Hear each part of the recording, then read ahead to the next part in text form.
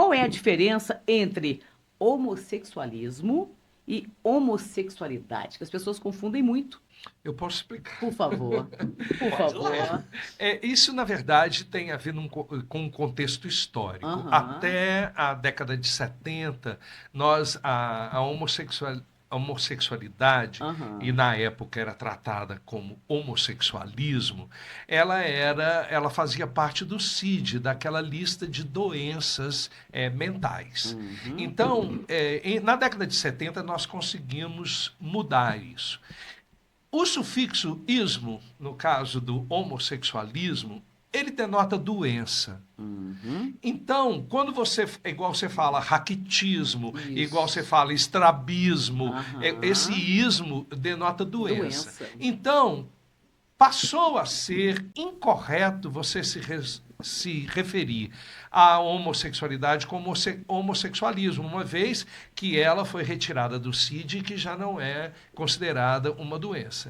Até pouco tempo, a luta se estendia mais para que a travestilidade também fosse retirada, porque mesmo a homossexualidade saindo da lista do CID, a travestilidade continuou.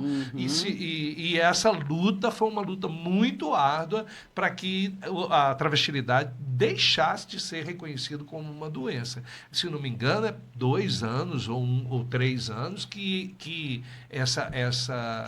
caiu, sabe? Então, é importante as pessoas tomarem um pouco de cuidado ao se referir à homossexualidade e não cometer um errinho tão bobo de estar se imputando ao outro exato. como uma pessoa doente. Sim. E é exatamente isso que o Oswaldo colocou. Com a Aham. reforma do DSM, no ano de 1979, se eu não me engano, 79, 80, o homossexualismo, com esse sufixo ismo, de doença, ele foi Isso. retirado. Aham. E mais recentemente agora, depois de uma enorme luta, sai também a travestilidade. Por quê? Porque isso deixa de ser doenças relacionadas aos transtornos mentais, né? Ou, na verdade, era considerada uma doença neurodegenerativa, inclusive. Depois que passa os transtornos Olha pra mentais, isso. depois que passa os transtornos mentais, e aí nem entra como transtorno, na verdade, mental, entra como transtorno de disforia.